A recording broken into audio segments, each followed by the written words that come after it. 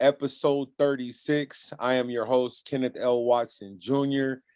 Before I go into my guest, make sure you guys subscribe to 12 Faces Sober on YouTube. You can also follow me on Facebook, 12 Faces is Sober, as well as Instagram, 12 Faces Sober, TikTok, 12 Faces Sober. You could also shop the merch, 12 Faces is Sober. Not this particular hoodie. This is the one from last year, but the newer merch is the camo logo. All you gotta do is go on 12facessober.com. You can click on merch. I have a variety of hoodies, t-shirts. I have tights, workout tights for women, workout shorts for women. I have I think that's pretty much it. And while you're on my website as well, you can sign up for a signed copy of 12 Faces of Sober. I usually write a detailed message for each one. It's not just one little scripted one. I try to make it as personable as possible to that each individual. So like I said, would love the support. I am a disabled veteran, just trying to get the message of sobriety out there, as well as have people with amazing stories that are willing to share. And now that goes into tonight's guest. I've been following her a little bit, I think little less than a year. I'd probably say about 9 to 10 months. And let me tell you, she is an awesome person. She's very outspoken, and she is very serious about her recovery process. And that's the main reason why I wanted her to come on 12 Faces Sober Speaks podcast. And some of the accolades, because let me tell you, she definitely is a busy person, but she's a part of she's a Canadian recovery advocate, as well as a warrior certified health and lifestyle coach. And one other thing that we're going to get into is that she's a competitive bodybuilder, which I think is really dope. So without further ado, I would like to welcome Alex to 12 Faces Sober Speaks podcast. Good evening. Hi, thank you so much for having me. And just in case I totally miss, recognizing it at the end, thank you so much for sharing your platform with me and allowing me to hustle that hope today and share my story and share my story and speak my truth, and there's definitely power to truth. And thank you so much for having me. Mm-hmm. Now I notice you have an accent. So now where apart in I have an accent in the word. Some of the words it reminds me of those from Minnesota somewhat. So yeah, I'll probably say wicked a few times. I know you guys don't say that in the States. I get made fun a lot for saying wicked. I'm actually up in Canada. I'm actually in the nation's capital. However, I'm in Ottawa, Gatineau, but you guys are probably more familiar with. I was born in Montreal, raised in Toronto, and found my way back to the nation's capital, where my career is today. So here I am, up in the Great White. There's a completely different connotation to me today. Great White ain't that kind of white no more for me. Okay. Now, so the backstory. So how was it for you growing up? Were you exposed to alcohol and drugs? I know I was, growing up. My father, is a recovering alcoholic as well. So I saw that at a young age. So I'm just curious, how was that for you? Well, it's funny, right? You know how we say the drugs and alcohol are never the problem, right? But I always thought that was the problem. When I entered the rooms of recovery on April 22nd, 2017, I was really just going in there to plug the jug and stop picking up, and stop using and stop drugging and drinking. Little did I know that I was going to go into launch a process of self-discovery and inner healing, and identify, the precursors and all the triggers and the childhood traumas and the traumatic events in my life, and the things that would have led me to drug and drink. But let's get real, those character defects were ingrained in me from a very young age. I always say I was an alcoholic and an addict long before I was an alcoholic and an addict, and especially way before I was admittedly an alcoholic and an addict, because it took me 28 years to make that admonition to self. So yes, so my dad, God bless his soul, he couldn't find this better way of living for himself, or for his family. So my father was an addict and an alcoholic, full blown. So I have daddy abandonment issues from a very young age. My parents got divorced when I was 2 years old. Those false promises, the manipulation, the being a no-show all the time. I have recollections of my mom dressing us till the tilts, like getting us ready on a Friday night, because my dad was supposed to come pick us up. And, my mother, the angel that she is, I took advantage of that a lot growing up. And I really took it for granted, and her unconditional love for granted for so long. But my mom always ensured that I maintained that relationship with my father. He was my father. Nothing negated the fact that he was my father. Without him, we wouldn't be in the world. So she always ensured we maintain that relationship. But I would remember her getting us ready, and he'd be a no-show. And that was par for course for him. So definitely the daddy abandonment issues, which lead me into, like, obviously, quite frankly, like, I don't just have, a cocaine addiction, and I'm not just a raging alcoholic. I have a sex addiction, codependency issues, love and emotional addiction, and that all stems from the fact that I was always seeking that male presence in my life, that male figure that I never had growing up. And as much as he was an absent father, and a shit father at best, don't get me wrong, when I got older, he became, he was never that father figure to me, but he fucking was a fucking amazing party friend. I get right drunk, and I'd actually use him in the end. I remember I was in university, and I came up to Ottawa to go to university, and he was still living in Montreal. And I remember, on the weekends, oh shit, I don't have any money, I'm broke, I can't go out and party. I'm gonna go visit dad because I know he'll foot the fucking bill for the whole weekend. I would take advantage of him that way, later on, a pure fucking addict and alcoholic mind, right? Yeah. The manipulation, the cheating, the thieving, the stealing, the lying, the fucking using everybody. So those are all things, and even when I go back to saying those character defects in me from a very young age, now that I could identify, I remember my mom, obviously she was a single mother raising two girls, and she worked 3 jobs, 7 days a week, to provide for us. And I would never let her say no to me. So, like, I had to have those running shoes, and I had to have them now, instant gratification, right? Because I had to be the coolest kid. I had to, everything was that external image and perception, and so pretentious and so materialistic from a very young age.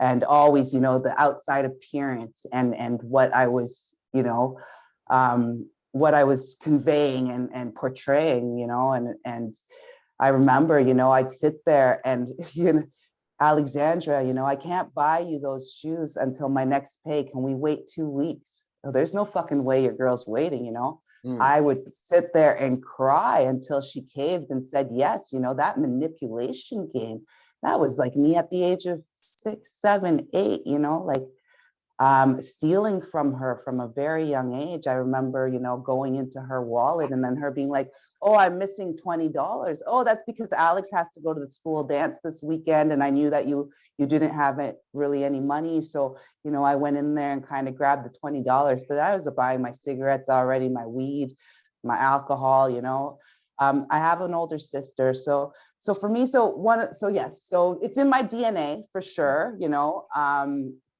and I'm half Black, half French Canadian. I'm a mixed origin. So right there in the French culture, like, let's get real, alcohol, especially wine, is inherent in our culture. It's in our cooking. It's in every dinner. Everybody's having a glass of wine. It's a very cultural thing. My mom was never a problematic drinker, but one of her jobs, she was a flight attendant. So she would actually work all night and get home, and for her, 8 o'clock in the morning was really, you know, for a regular 9 to 5 person, that would be like their 5 o'clock get home, you know, have a glass of wine to finish the day, and that was it. You know, it wasn't problematic drinking, but I just see it at all hours of the day, you know, from a very young age.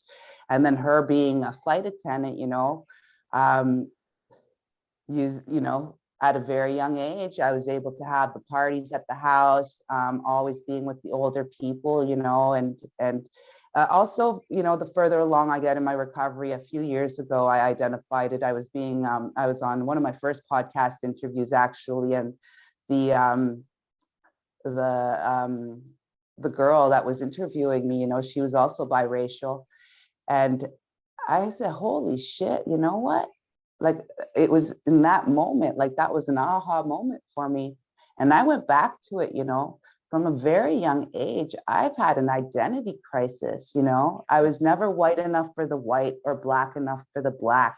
Even in my own family, my French Canadian family, my grandfather, my mom's dad, didn't even go to my mom's wedding because she was marrying a black man, you know.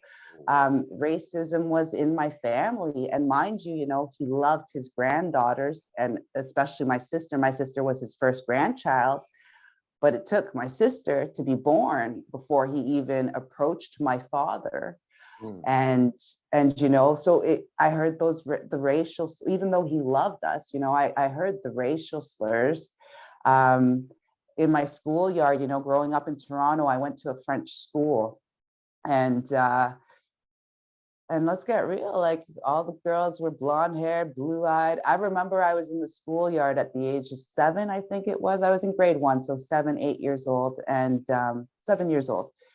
And, you know, if I'm still thinking about this at the age of 40, it's because it is a marking event in my life, you know. And I remember, and I already had, you know, those, you know, complexes about my how I looked. You know, I had an afro when I was younger, my bubble butt, my bigger boned. I was always taller than even the guys, you know. I was a freaking giant compared to everybody. You know, my freckles, you know, I just noticed all these differences about me, right? And I already had complex about them at a very young age. And I remember a girl in the schoolyard, she was sitting there, and like, you could laugh about this today, but like, obviously it marked me for me to be able to speak about this at the age of 40 still. And I remember she was sitting there, and I wasn't white or black. I was blue in the face trying to defend myself. You know, I was being called chocolate, and I was trying to defend myself, saying, you know, there is such a thing as white chocolate too. And you know, so never really accepted. And then later on, you know, going out with the black guys, because then I started only hanging out with black because they're the only ones that could identify the fact that I was of mixed origin, you know, and being mixed origin, I am black, right? But you know, I was too light skinned. I was too light skinned for the sisters, you know, like, why are you going out with her? She's too light skinned. She ain't one of us, you know? And so, yeah, so I just, you know, I was like, wow, that identity crisis and wanting to fit in somewhere and find somewhere where I belonged and seeking validation and acceptance. So that was at a very young age. And then again, with the older men, right? Like, so I started using and boozing at the age of 10. I was already hanging out with 18-year-old, 20-year-old men. You know, mind you, the sexual intercourse wasn't there, but there's still some childhood sexual trauma because we were making out, you know, and I'm sorry, a 10-year-old and a 20-year-old has absolutely nothing in fucking common. And I could tell you what, like, when my daughter was 10, if there was a 20-year-old, no, my daughter's 14 today, and if there's a 20-year-old man talking to her, I'm going to beat his ass down, you know, that you have nothing in common with a child, you know what I'm saying? And but for me, this was all normal. This was totally normal and regularized, but obviously, you know, that father figure that I was missing so much, you know, and always seeking it. So I always say addiction doesn't discriminate. You know, it doesn't give a shit what color of skin you are, what side of the tracks you're from, your social status, your political views, your beliefs, your religion. It don't give a shit. But neither do the people you're drugging and drinking with.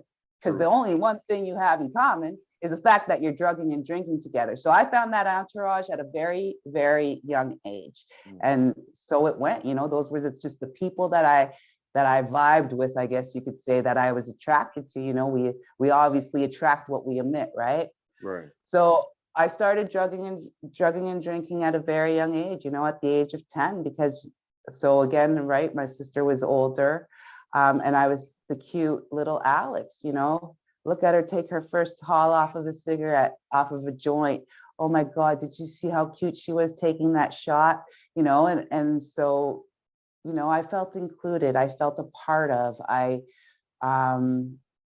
was liked. I was loved.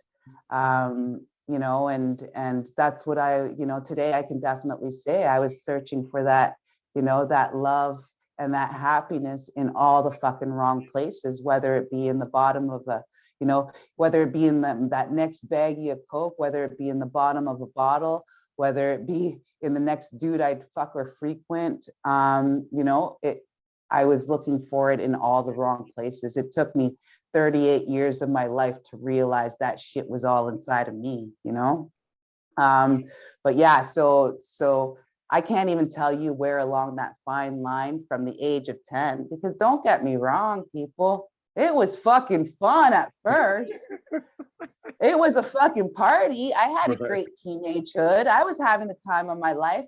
But where along that line, and in the big book, we talk about that invisible line. I just call it a fucking fine line. And that progressiveness of the disease, I could tell you it came quick, because I was in the full throes of active addiction at a very young age. It was my daily norm. It was regularized. It was my routine. We only know what we know. And so where along that fine line, it went from recreational use reserved to the weekends, partying, having fun, to where it became daily habitual abuse, but it came quickly. Another one of my big problems of mine is my fucking ego. And I don't even say I'm egotistical. I am an egomaniac. Because as that's happening, I'm still academically successful and then professionally successful at a very young age. As much as I wanted to drop out of high school in grade 10, it's really funny because I always say I raved myself to a life of addiction, because that's what happened. I got into the early infancy of the rave scene at the age of 12 in Toronto. And then it just progressed, right? Where I used to only be smoking weed and doing bottle tokes with my hash. Things progressively, I progressively grew in the type of chemicals that I was taking, and I've tried everything under the sun, but for some reason later on, and that goes into the disease of perception, and that's what I'll get into in a minute, my ego, my huge ego problem. As much as I wanted to drop out of high school in grade 10, because if you could have paid me to be a professional party person, that would have been my career choice at that point. Unfortunately, you don't get paid to be a party person. You're actually spending a lot of money you don't have at that age, right? Right. But yeah, so I ended up fast tracking high school because I've just found high school too cliquey for me. I think university is going to be the place where I should go, and I should go now, because everybody's philosophical. There's no the jocks don't hang out with the jocks, the ravers don't hang out with everybody's blended together, and everybody's more open and accepting. And so I ended up fast tracking high school as much as I wanted to drop out of high school, and went to university at the age of 17. Oh, wow. So it's really funny because I ended up coming back to Ottawa, and I'll get into that part of the story because I think that's a very important part of my story. My mother is a very, very, very practicing Catholic. I was raised Catholic. my first year of high school, I was actually accepted so both my parents are actually artists, so very liberal upbringing in that sense, where I had no curfew at a very young age, not a lot of discipline, not a lot of structure, especially that my mom was working around the clock, right? But my mother was a professional ballerina and a model, and my dad is a trained Shakespearean actor. So very artistic liberal upbringing. And I wanted to follow in my mother's footsteps, but let's just say my dance career was very short-lived because obviously my priorities were in other places.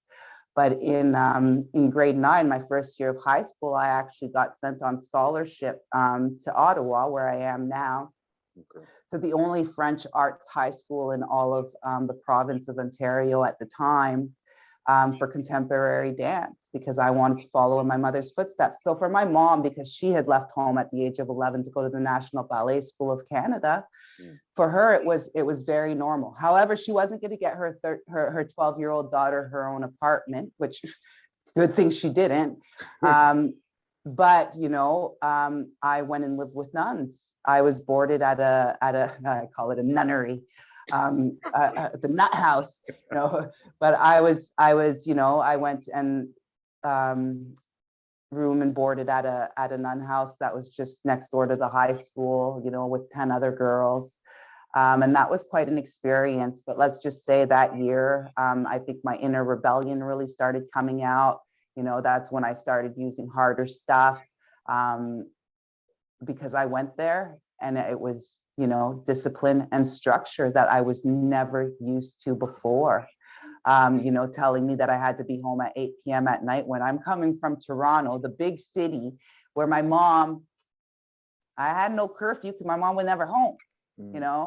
I was going to the rave all night, I didn't have to be home at 8 p.m. at night. Are you kidding me? Yeah. And just noticing, obviously at this time too, my own ideological beliefs and feminist beliefs are starting to kick in. I couldn't understand why all the money that was going to them for my room and board, why the nuns were giving it to the priesthood. So I started seeing oppression in the religion, and completely lost any faith I ever had. No longer believed in God, Jesus. Like Catholicism was a fucking farce to me. And I got so disillusioned with my religion. So that you could say at that point onward, I didn't believe in anything anymore. I didn't believe in God. Now today, like that's what I appreciate the most about the program, is it's God of my own understanding, right? But and there's a huge difference between religion and spirituality. So anyway, so that was a marking event. Let's just say the nuns weren't going to have me back the next year anyways. They thought I needed more of my mother's discipline, and that they weren't having it. I wasn't going back, nor did I want to go back. There was a lot of events that happened there. And so I went back to Toronto, and that was the end of my very short-lived modern dance career, And from there, when I went back to Toronto, I went to a bigger high school, and then got into the rave scene full blown, and that was it for me. And from there, the drug use just increased. The kind of drugs I used, the harder shit was starting to be used, everything, and but I was still academically successful. Like your girl went to university at the age of 17 and she's fucking already in the throes of active addiction, like using every day and shit, selling speed at school. That's a good one. I would never do speed, but I'm here selling it to people, getting everybody hooked on speed fucking during gym class. I gotta run track. Can you sell me some of those yellow jackets? And here's your girl never gonna do them. But I'm at a rave one night and I didn't have enough money for a fucking pill. So I fucking go and take 25 of my yellow jackets in 1 hour. And let me tell you, like that was, I actually stopped selling speed because of what happened to me. And, You know, I'm not feeling this shit. This shit sucks. Why are these kids at school buying it from me, you know? And then fucking next day I'm puking blood and shit. I'm like, yeah, fuck this shit. And I'm like, that's what just happened to me. I got to get these kids at school off this shit, you know? Yeah. But anyways, and then again, that pretentiousness, right? I'm selling those like fucking 25 cents a pill. That fucking shit is like cheap as fuck, you know, like same thing with crystal, right? Like fucking poor man's coke. There's no way I'm doing fucking meth anymore. Like gotta be nothing but the best for Alex, you know, like nothing but the best for my nose, I'd say. Anyway, so yeah, so you know, and then just that level of success, academic success, and then you know, getting my university degree at the age of 20. And let me tell you, like I got a university degree fucking high and drunk most of the time. You know, I started glorifying and priding myself on the fact that I could out snort you, out drink you, out party you. You could stay up for 4 days, watch me go. I'll stay up for 5. Like it was always a competition, you know, and I prided myself on that shit and I glorified it. Oh, you know, you slept with that many, all my friends were guys, right? Friends, let's put them in quotation marks. Nobody that was ever a friend to me was really a friend of mine. Come to all these years later, you know, they were but fucking mere acquaintances in my life. None of us had our best interests at heart. We were all using each other to get one fucking means to an end, right? But you know, like I could out fuck you, I could outdo you in you know, but that was what I wanted to outdo you in, out snort you, out drink you, out fuck you, out party you. You know, that was my competitive nature, I guess. Like I don't know, but I fucking prided myself on this shit, right? And you know, and by day, here's professionally successful Alex, you know, getting my university degree at the age of 20, got into the federal government of Canada indeterminately, right off the bat, and not entry level. You know, I went in middle management already. You know, I was the age of 23, I was a manager. My employees were older than me, you know, and all the success, you know, and I was a whiz kid. By day, I was professional whiz kid Alex, you know, wanted to be the youngest executive, wanted to be the youngest deputy head of a government department, the highest bureaucrat, but at the youngest age, you know, rise up the ranks, money hungry, power hungry. Like that's all I was ever going for, you know. And but by night, you know, wow, what a fucking different Alex I was, you know. And that's where I go into, I wasn't egotistical. I was a fucking full-blown raging lunatic, egomaniac. I was invincible. Nobody could touch me. Nothing would happen to me. I'm up here. Everybody's down here. So, you know, everybody's below me and everything is beneath me because I'm Alex, high ranking public service employee at the age of, you know, and I led that dual life for so long, you know. I thought I was functional. I thought I was hiding it. I thought I was, you know, but that can only last so long. You know what I'm saying? Like, and the older I got, the harder it is to kind of juggle those two lives, you know? Can't just get home from the fucking party and like 6 a.m. and shower and get your ass to work right away anymore. Like, I'm in my 30s now, you know, like I ain't 20 years old anymore. So anyway, so, you know, but as much as I thought I lived that dual life for so long, at a certain point, those lives collided and blended and meshed, and I thought I was hiding it so well, but you know, my poor choices in life, in my personal life, were definitely starting to transpire in the workforce. You know, I had no more.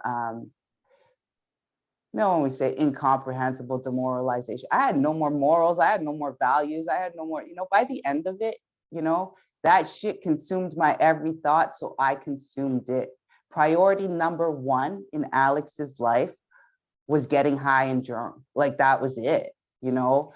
At the age of 28, I had my daughter, you know, and it's funny because again, that same podcast interview where I identified my identity crisis from a very young age, it was the first time she heard that part of my story, you know. her dad was only supposed to be another one night stand. We only knew each other 2 months before I was pregnant, you know. But because he gave me that extra bit of attention, he came back to my place the next day and remembered my name. I couldn't remember his, you know, but like he remembered my name. So, oh my God, he gave me that extra bit of attention, you know. Love at first sight.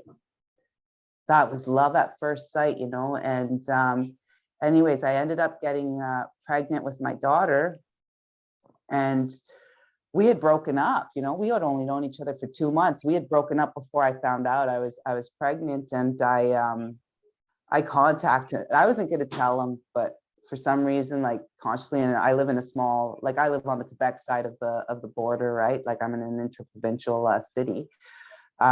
So I live in a small city, you know, like he's going to see me walking down the street in 9 months time with a child in my arms, you know, like it's going to be questionable, like who's the father, right? So anyways, I contacted him, I let him know, and I was just like, you know, straight up, I'm emotionally ready, I'm mentally ready, I'm financially ready, because I get real. I was making good coin for my young age. And well, at that point, I'm 28. I'm not that young anymore, but you know, I was ready. I thought I was ready on all the levels. And for me, because I truly did think it, she is a miracle child.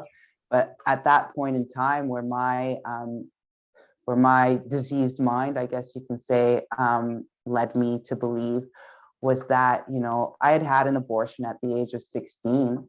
So why between the age of 16 and 28 had I never gotten pregnant before? Because let me tell you, and that's what I was telling somebody else on a different podcast interview a few weeks back, like, it's not like I've just slept with like 20 guys, you know, like this is like my sex addiction, and this one night, like this is an every night occurrence from a very young age, right? Thousands, I don't know, like anyways, but whatever. You could just imagine the compromising situations I put myself in. So don't even think, you know, any of that sex was protected. So why from that very young age? But today I realized there's always been a higher power with me, because I'm here to tell the tale. Never had an STD, you know, like this shit that should have happened to me never happened.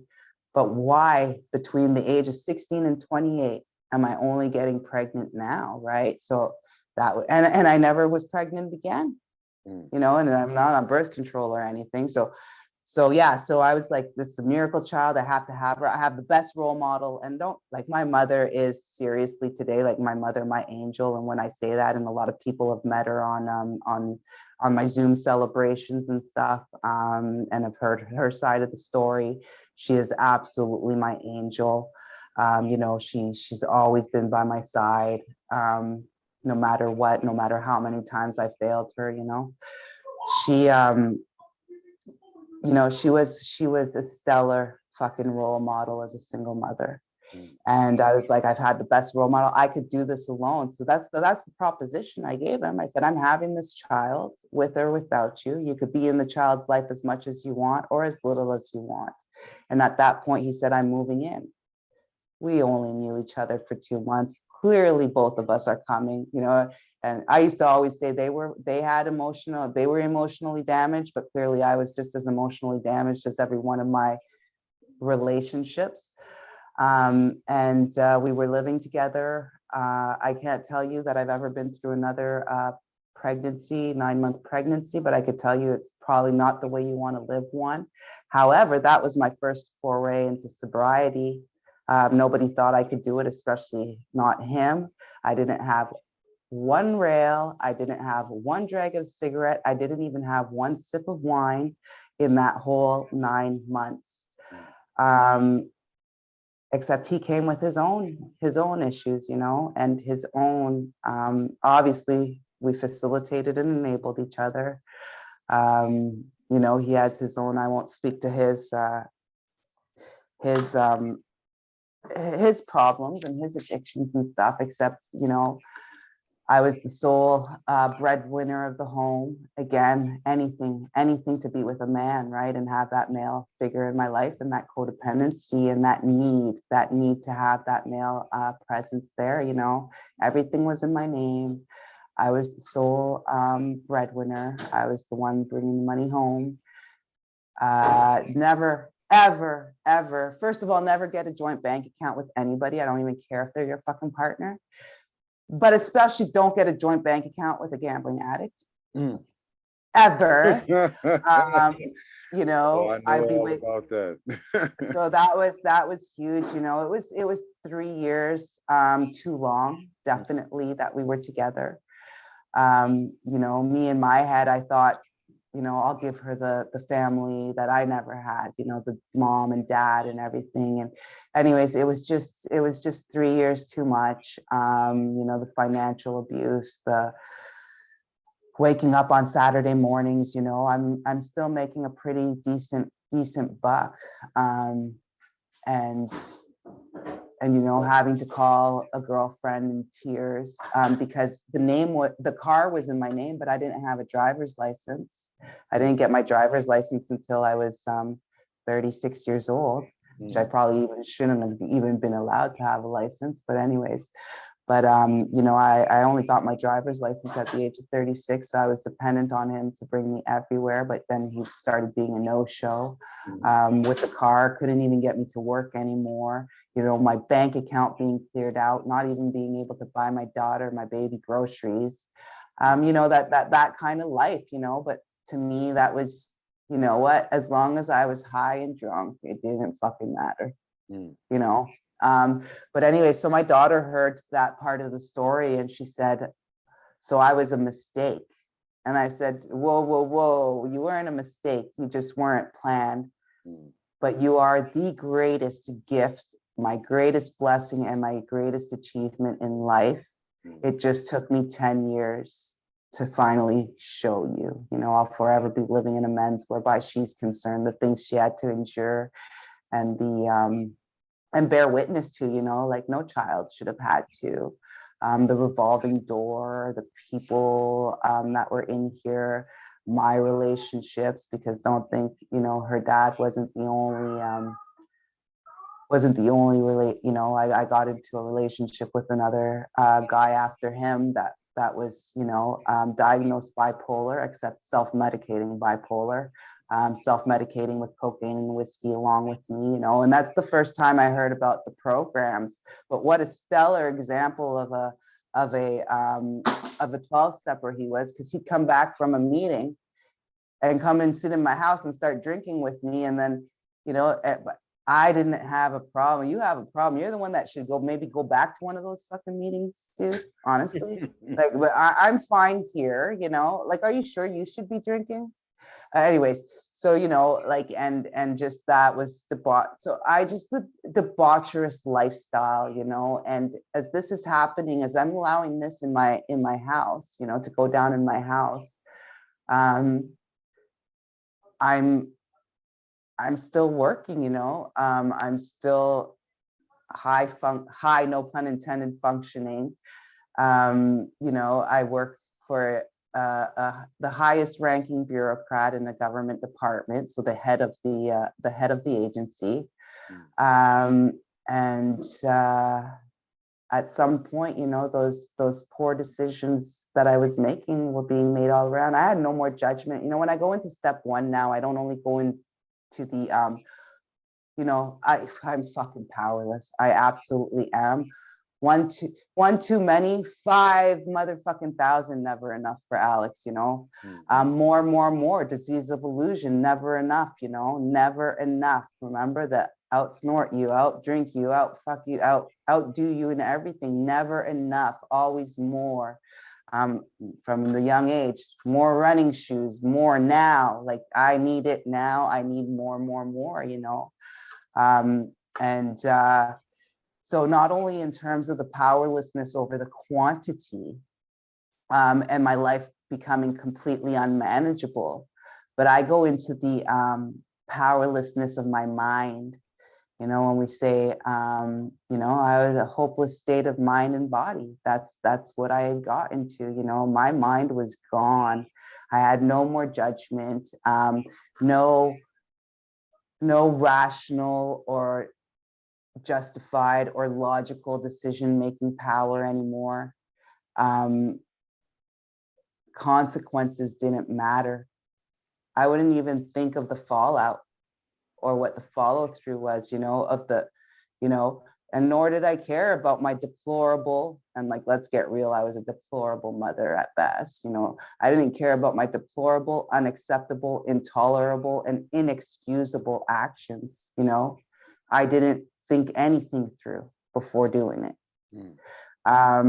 So I always say, you know, over the span of 28 years, today, what I've come to realize, over the span of 28 years, you know, I definitely had a complete lack of self-respect for myself. Therefore, I didn't demand it or command it in return, nor did I give it to anybody in turn. I, you know, a complete disregard for my health and my wellness and my safety and security and that of my daughters. And, you know, by the end of it, not a care in the world, not a care about myself, or taking care of myself, you know, right down to basic hygiene. I completely let myself go, you know, and when I came into the rooms of recovery, I was 225 pounds. And I really think that woman was a direct, you know, we say our inner selves, our outer selves are a direct reflection of our inner selves, riddled, plagued with that shame, guilt, remorse, haggard, tired, done, defeated, you name it, you know. I definitely was a culmination of 28 years of substance abuse, you know, and I go into it today. You know, I slowly and silently over the span of 28 years killed and ruined myself on every level, whether it be mental, physical, emotional, social, right down to professional and financial. Because remember that Alex, the whiz kid that was going to be the highest ranking public service employee at the youngest age and you know, everything fucking catches up to you. I'm here to tell you that you are not as invincible as you think you are. Luckily enough, I was 1 month into my recovery at the time, but you know, I was 1 month into recovery at the time, and I got summons into the big boss's office, and I thought I was getting called in there to talk about my future staffing action plans. It came totally out of left field. Within 15 minutes, I was being escorted out of the building. I had been, by the end of it, not by the end of it, let's get real, like this was going on for years. I was using public taxpayer funds to fund my habits. Remember all this money that I had, like I'm making nothing to show for it, you know. In December, the year in lead up to my spiritual awakening, I had a lot of rock bottoms. One of them being, you know, in November 2016, I was completely off my rocker at 9 o'clock in the morning when my door knocked, and it was a bailiff giving me a notice of foreclosure on my condo. Apparently the banks want their money back when you don't pay them your mortgage in the span of like I was 7 months in arrears on my mortgage payments. Nothing to show for all these years of making pretty decent salary. And right there and then, you know, I almost had me and my daughter near homelessness, me and my daughter living out of my car. But I'm working for the head of a freaking government department. Like, how do you explain this one, right? And right there, I stopped. I completely stopped using. You know, the intent was there, that will, that whole turning it over part, you know. And when they say angels are always put on your path, I had met a young lady that year in full throes of active addiction. We used together, that's how we met. She was actually dating one of my little brother, who I like to call him back then, you know, my best friend. We were together 24/7, getting high together 24/7. It was one of his girlfriends. They were much younger. She was much, much younger. She was about 15 years younger than me. So yeah, so she 15, no, 17, so like 17, 20 years younger than me.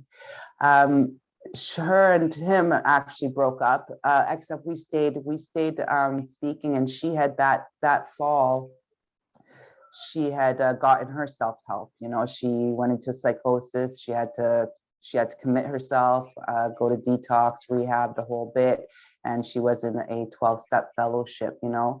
So I actually reached out to her at the time, you know, but didn't, I didn't even try a meeting, nothing. I just told her what was going on. Ended up finding the money, borrowing the money, and paying off my condo debt there. And, but for 28 days, I was clean, and I'm not going to call it a relapse because I wasn't trying to recover. Let's get real.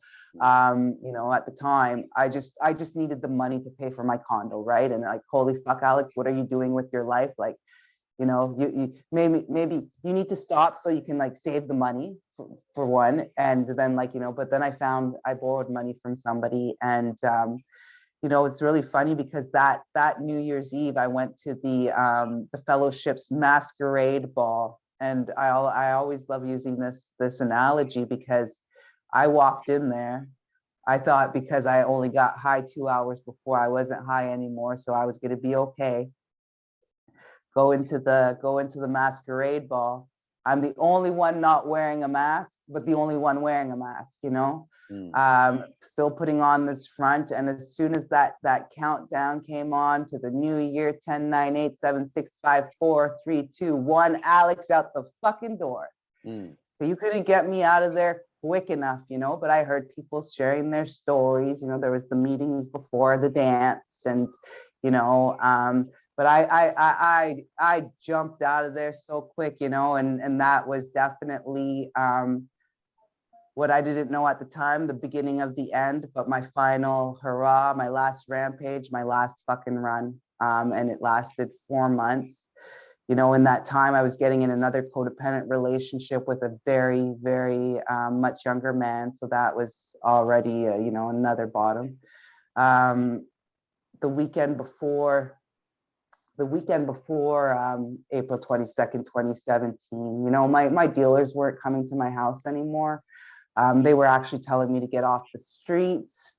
When your dealers have cause for concern for you, there's clearly a fucking problem with you. A dealer don't give a shit about you. Like, I'm their fucking payroll here. And they're telling me to get off the street, and they're not coming to my house.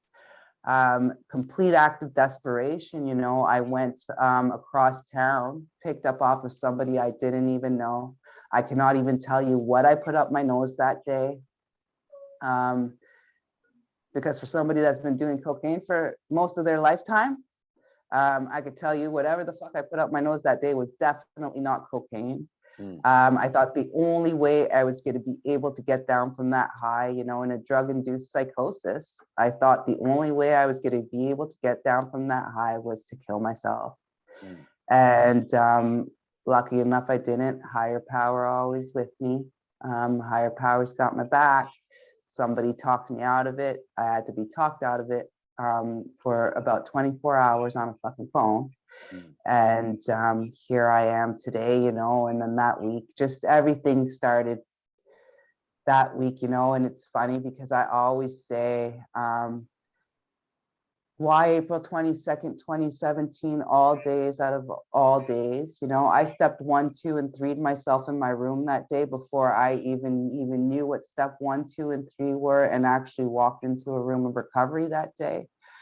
But there was definitely, and I will go to my grave convinced that there was a power greater than myself in my room that day for me to fucking finally, one, make admonition to self and say, Alex, like, you ain't shit for shit. You're just a junkie and an alcoholic like the rest of them. That was a huge thing for me, right? Because my whole time, that disease of perception is what kept me in denial for so long. There's no way I could, I'm up here There's no way I'm an alcoholic like the rest of you. You're all down there. There's no way I'm a junkie like the rest of you. You're all down there, you know, like my ego, right? Mhm. And that perception that I had because I was so high ranking and so high placed in my social status and my profession and, you know, my level of success that's always going in my fucking head. Even, you know, even in my tumultuous breakup with my daughter's father, the tumultuous custody battle we had, even the judge gave me a clear sign that I could have very well had my daughter taken away from me. You know, I got painted out to be a drug addict and an alcoholic in that courtroom for about a week. But guess what? I had the money to pay for the fucking pit bull lawyer. I had the money to, on paper, Alex looked fucking amazing. I won, you know, exclusive custody. I walked out of there, fuck you, motherfucker. Like I just won, Mm. you know, I just won again, success, right? Mm. Success. I'm so successful. I win at everything. Mm. And you know, so yeah, like even, you know, and the judge told me straight up, he's like, well, he told both of us straight up, like as parents, you guys are fucking jokes, Mm. you know, and like I could very well have, you know, but I always, you know, I always used my status and I looked so good on fucking paper. And from the outside, I looked so good. The inside, what was happening, like, you know, and I thought I was hiding it so well, but I think the only person I was really lying to in the end was myself. So that was huge for me, making that admonition to self. And I don't say I was released from the bondages of self. I was released from the bondages of my own uniqueness that day. You know, I was no different, no better than, no lesser, no more than anyone. Alex, like admonition to self, that was huge. That brutal and rigorous honesty with myself from that moment forward, you know, and we say real transformation requires real honesty. So that set off my transformation journey. And you know, I'm convinced to even pick up the phone, but you know, when we say just that little mustard seeds got to be planted, because that's what happened to me that 5 months before, you know, with my girlfriend, and then going to that masquerade ball, because I knew who to call that day and say, I'm done. I need fucking help and I need it now. Like I need help, girl. And you're the only one that can help me at this point, you know. And had it not been for her, I would have probably never walked through the rooms of recovery that day. But guess what? She held my hand, she walked me in there, and there was no turning back since. And, you know, a couple of other things that were going through my mind. It's really funny because I vividly remember what's going through my mind, you know. And as I was laying there, like I was rushing, I was tweaking, I was trying to go to sleep, but I got fucking woke in the process, you know. And one of the other things was my daughter was going to be 10 years old in 2 months time, in a few months time at the time. And that was the huge thing right there, you know. What you're doing to yourself isn't fair, but what you're doing to your daughter is definitely not fair. She did not ask for this life, but who are you to tell her any differently? Because she's about to be 10 in a few months' time, and you started living this way at the age of 10. So who the fuck are you? You better. You need to be a fucking parent, Alex. You need to be a role model. You need to walk the walk and talk the talk and step up to the plate. Mm. You know, be the woman that you're fucking raising. Mm. You know, so that was a huge one for me, and I was just done with that life, you know, and you know, I get down on my knees and surrender. I didn't get down on my knees, but I did surrender, you know. But I turned it over, and just something in my head, and why out of that day, out of all days, because leading up until that point, don't get me wrong, there was, you know, there was some days 2 minutes between every rail and next swig of whiskey, like, this is my last one, this is it, I'm done, this is over. I could never stop. So why out of that day, out of all days? Because there was a power greater than myself in my fucking room that day.